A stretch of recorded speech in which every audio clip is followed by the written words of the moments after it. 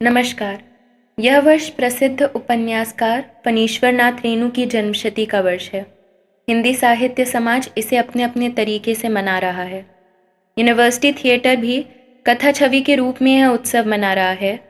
इसके तहत हमने रेणु की 3 कहानियों पर डिजिटल नाट्य प्रस्तुति तैयार की है। पहलवान की ढोलक इस कड़ी में तीसरी और आखिरी प्रस्तुति है। पहलवान की ढोलक कहानी का मुख्य पात्र पहलवान लुट्टन है। लुट्टन के लुट्टन पहलवान बनने की कथा भी अत्यंत रोचक है। असल में वह अपनी सास को तंग करने वालों से बदला लेना चाहता है। इस क्रम में बचपन से ही शरीर को हष्ट-पुष्ट रखने पर जोर देता है और कसरत भी करता है। राजा के मृत्यु के बाद विलायत से आए राजकुमार पहलवान को राज दरबार से निकाल देते हैं। क्या कला या खेल की प्रासंगिकता सत्ता के हिसाब से तय होती है? यह कहानी नई व्यवस्था के आने पर पुरानी व्यवस्था के हिसाब से ढल चुके लोक कलाकारों की व्यथा का हृदय विदारक वर्णन है। सूखा के साथ हैजा व मलेरिया जैसी बीमारियों के फैल जाने से पूरा गांव प्रकृति की दोहरी मार सहता है। मृत्यु का इंतजार कर रहे लोगों में प्राण का संचार पहलवान की ढोलक करती थी, लेकिन अंत में कोविड-19 से बनी परिस्थितियों के कारण यूटी के सभी साथी एक दूसरे से दूर दूर हैं। ऐसे में यह कार्य आसान नहीं था। यूनिवर्सिटी थिएटर इलाहाबाद विश्वविद्यालय का समूह है। आप अपनी प्रतिक्रियाओं से हमें अवगत कराएं। साथ ही हमारे चैनल को सब्सक्राइब करें और वीडियोस को लाइक करें। धन्यवाद।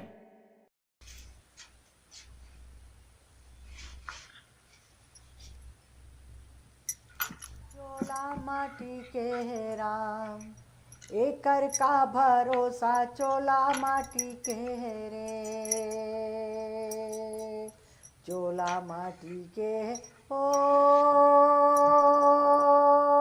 हाय, चोला माटी के है राम, एकर का भरोसा चोला माटी के रे। जाड़े का दिन, अमावस्या की रात, ठंडी और काली। मलेरिया और हैजे से पीड़ित गांव भयार्थ शिशु की तरह थर थर कांप रहा था। पुरानी और उजड़ी बांस फूस की झोपड़ियों में अंधकार और सन्नाटे का सम्मिलित साम्राज्य। अंधेरा और निस्तब्धता।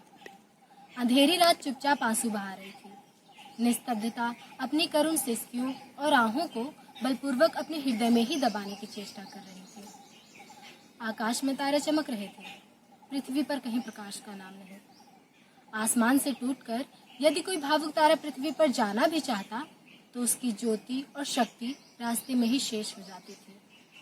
अन्य तारे उसकी इस भावुकता और असफलता पर खिलखिलाकर हंस पड़ते थे। सियारों का क्रंदन और पेचक की डरावनी आवाज कभी कभी निस्तब्धता को अवश्य भंग कर देती थी। गांव की झोपड़ियों से कराहने और कह करने की आवाज, हरे राम, हे भगवान की टेर अवश्य सुनाई पड़ती थी।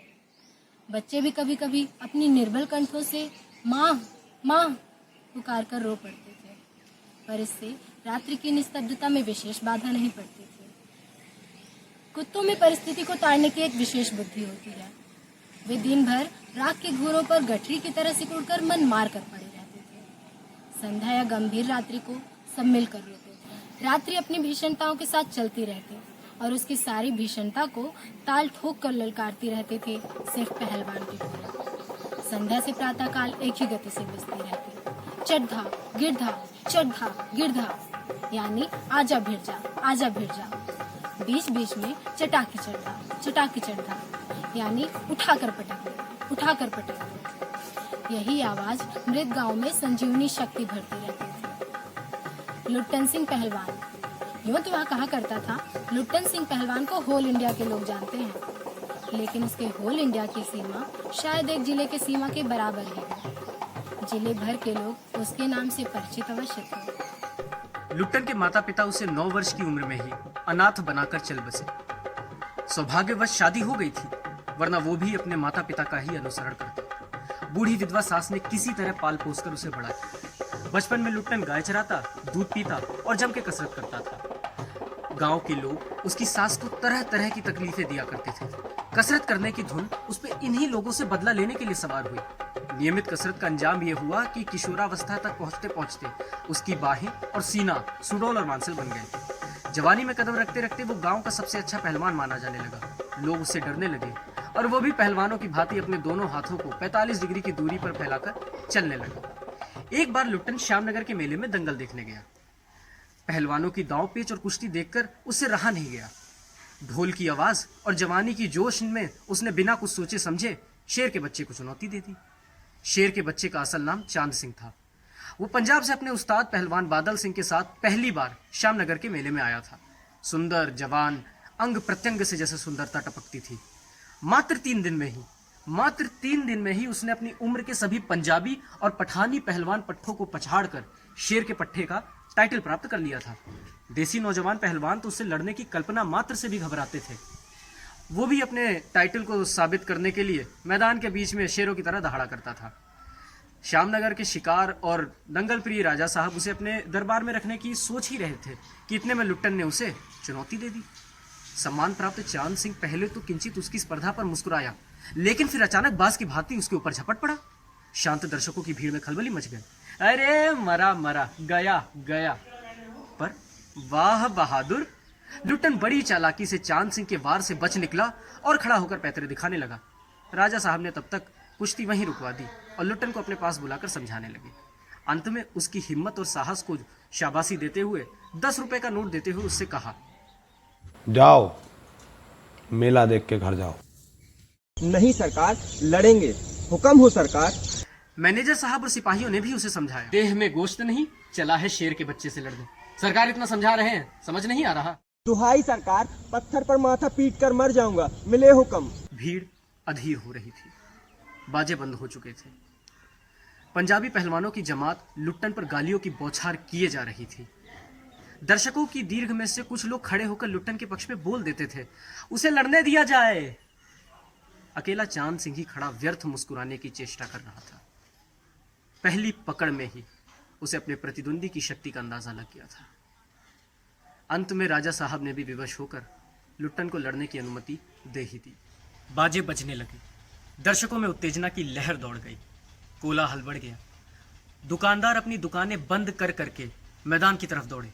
चांद सिंह की जोड़ी, चांद सिंह की जोड़ी, चांद सिंह की कुश्ती हो रही है। चटधा गिरधा, चटधा गिरधा। भरी आवाज में एक ढोल जो अब तक चुप था बज उठा। ढाक ढिना, ढाक ढिना, ढाक ढिना। वाह पट्टे, वाह पट्टे, वाह पट्टे। लुट्टन को चांद ने कसकर दबा लिया था। अरे गया गया, मर जाएगा इस बार तो नहीं बचेगा। शेर के बच्चे से पंगा लिया बच्चू, हलवा नहीं है। चटगिरधा, चटगिरधा, चटगिरधा। मत डरना, मत डरना, मत डरना। लुट्टन की गर्दन पर कोहनी डालकर चांद सिंह उसे गिराने की कोशिश कर रहा था।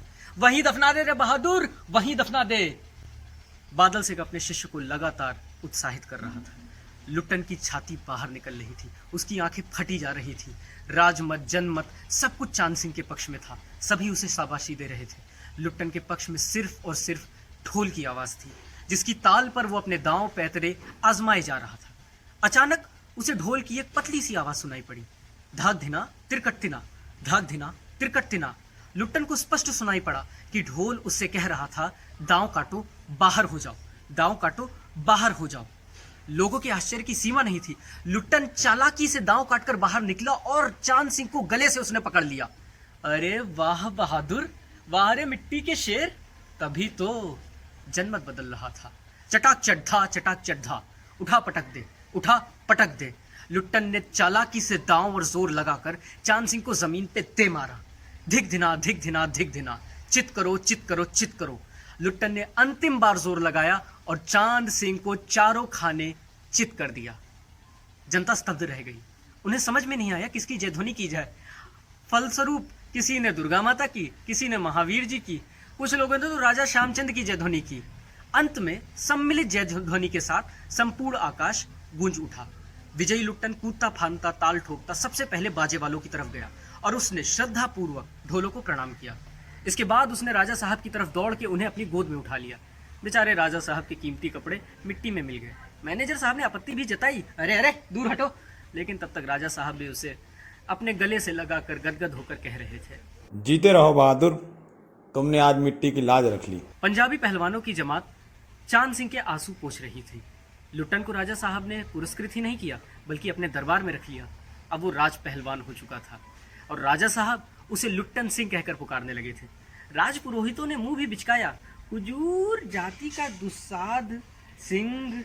मैनेजर साहब ठहरे छतरी, अपना क्लीन शेव्ड चेहरा सकुचाते हुए वो भी बोली उठे, हाँ हुजूर, ये अन्याय है। इन सब के जवाब में राजा साहब ने सिर्फ इतना ही कहा, उसने क्षत्रिय का काम किया है। उसी दिन से पहलवान लुट्टन सिंह की कीर्ति दूर दूर तक फैल गई। पौष्टिक भोजन और व्यायाम तथा राजा साहब की स्नेह दृष्टि ने उसकी प्रसिद्धि में 4 चांद लगा दिए। कुछ ही समय में उसने एक एक करके सभी नामी पहलवानों को मिट्टी सुंघाकर दिखा दिया। काला खां के संबंध में यह बात मशहूर थी कि वह जो ही लंगोट लगाकर या ली कहकर अपने प्रतिद्वंदी पर टूटता है, प्रतिद्वंदी पहलवान को लकवा मार जाता है। लुट्टन ने उसको भी पटक कर लोगों का भ्रम दूर कर दिया। इसके बाद से वह राज दरबार का दर्शनीय जीव ही रहा। चिड़िया खाने में पिंजड़े और जंजीरों को झकझोर कर बाघ दहाड़ता। लोग कहते, राजा का बाघ बोला। ठाकुर बाड़े के सामने पहलवान गरजता, महावीर। लोग समझ लेते पहलवान बोला।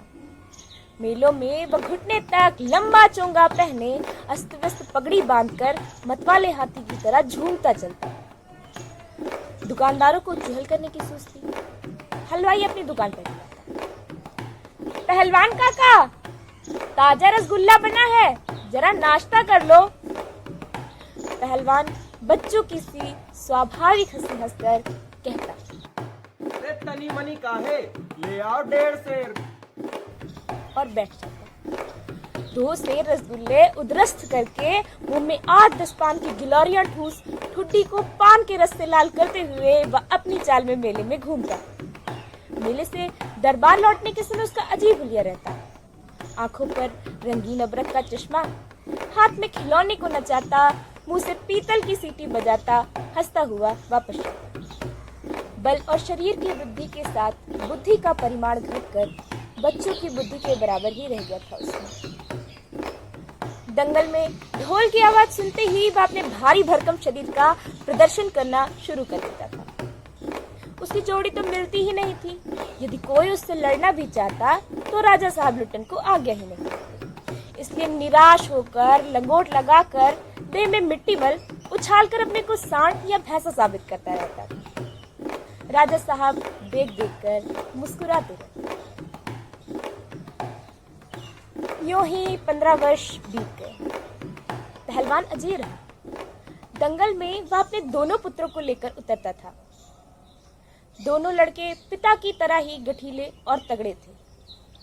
दंगल में दोनों को देखकर लोगों के मुंह से अनायास ही निकल पड़ता, वाह, बाप से भी बढ़कर निकलेंगे ये दोनों बेटे।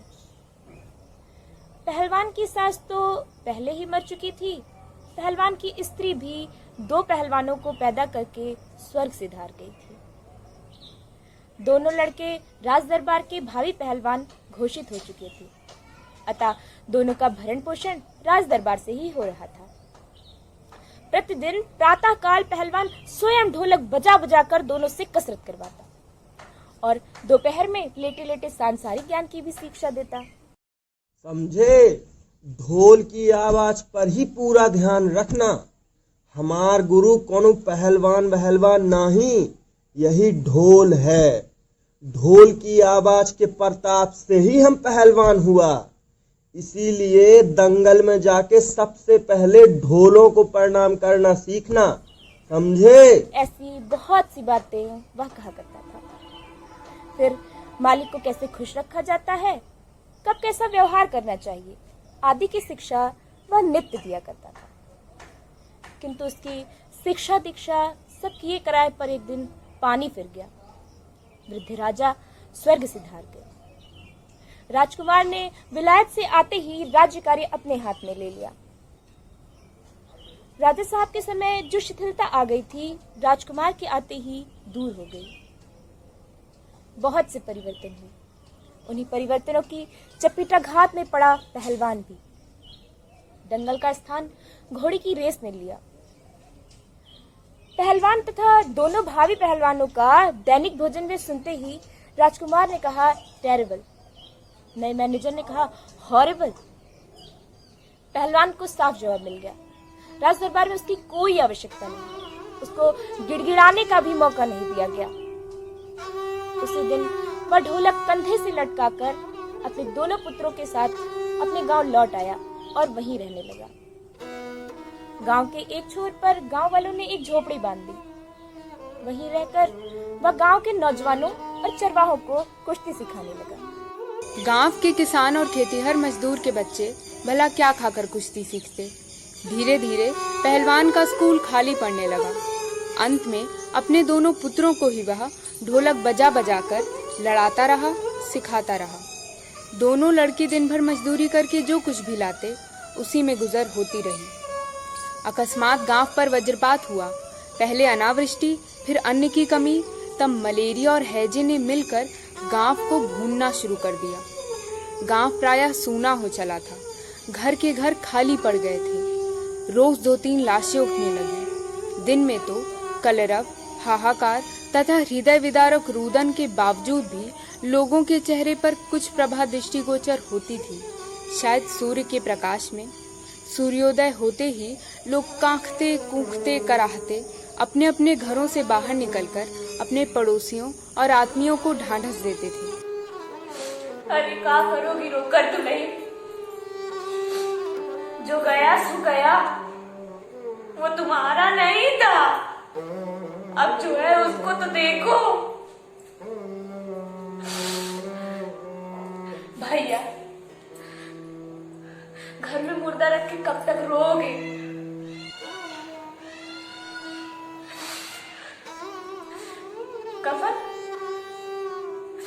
कफन की क्या जरूरत?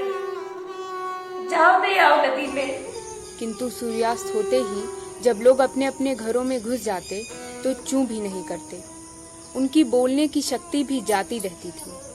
पास में दम तोड़ते पुत्र को अंतिम बार बेटा कहकर पुकारने की हिम्मत माताओं की नहीं होती थी। रात्रि की विभीषिका को सिर्फ पहलवान की ढोलक ही ललकार कर चुनौती देती रहती।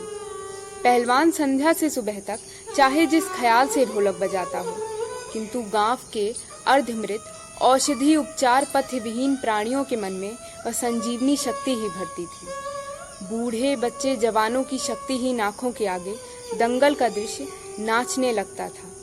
स्पंदन शक्ति शून्य स्नायुओं में भी बिजली दौड़ जाती थी। अवश्य ही ढोलक की आवाज में ना तो बुखार हटाने का कोई गुण था, ना ही महामारी की सर्वनाश गति को रोकने की शक्ति ही। किंतु इसमें संदेह नहीं था कि मरते हुए प्राणियों को आंख मूंदते समय कोई तकलीफ नहीं होती थी। मृत्यु से वे डरते नहीं थे। जब पहलवान के दोनों लड़के क्रूर काल की चपेटा घात में पड़े, असह्य वेदना से छटपटाते हुए दोनों ने कहा था, बाबा उठा पटक दो वाला ताल बजाओ। चटाक चट धा, चटाक चट धा। सारी रात ढोलक पीटता रहा पहलवान। बीच बीच में पहलवानों की भाषा में उत्साहित भी करता था, मारो बहादुर।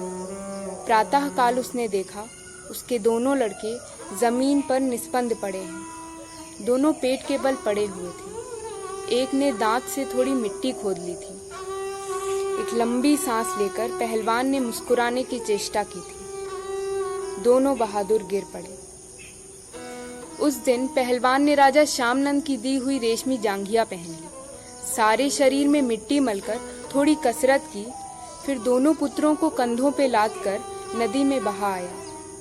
लोगों ने सुना तो दंग रह गए, कितनों की हिम्मत टूट गई। किंतु रात में फिर पहलवान की ढोलक की आवाज प्रतिदिन की भांति सुनाई पड़ी। लोगों की हिम्मत दुगनी बढ़ गई। संतप्त पिता माताओं ने कहा, दोनों पहलवान बेटे मारे गए, पर पहलवान की हिम्मत तो देखो, 1.5 हाथ का कलेजा है। 4-5 दिनों के बाद एक रात ढोलक की आवाज नहीं सुनाई पड़ी। ढोलक नहीं बोली। पहलवान के कुछ दिलेर किंतु रुगण शिष्यों ने प्रातः काल जाकर देखा, पहलवान की लाश चित पड़ी थी। रात में सियारों ने सुगठित बाईं जांघ के मांस को खा डाला था, पेट भर भी। आंसू पोंछते हुए एक ने कहा, गुरुजी कहा करते थे जब मैं मर जाऊं तो चिता पर मुझे चित नहीं, पेट के बल सुलाना। मैं जिंदगी में कभी चित नहीं हुआ, और चिता सुलगाने के समय ढोलक बजा देना। वो आगे बोल न सका। पास में ही ढोलक लुढ़की हुई पड़ी थी। सियारों ने ढोलक को भक्ष्य पदार्थ समझकर उसके चमड़े को फाड़ डाला था।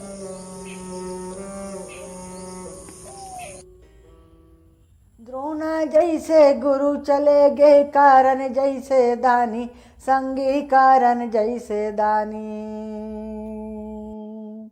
बाली जैसे वीर चले गए, रावण जस अभिमानी, चोला माटी के राम।